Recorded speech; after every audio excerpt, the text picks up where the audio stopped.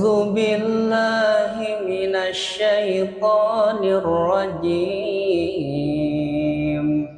بسم الله الرحمن الرحيم. والتين والزيتون وطور سينين وهذا البلد الأمين. لقد خلقنا الإنسان في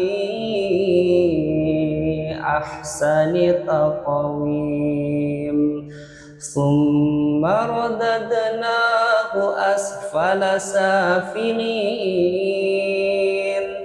إلا الذين آمنوا وعملوا الصالحات فلهم أجر غير ممنون.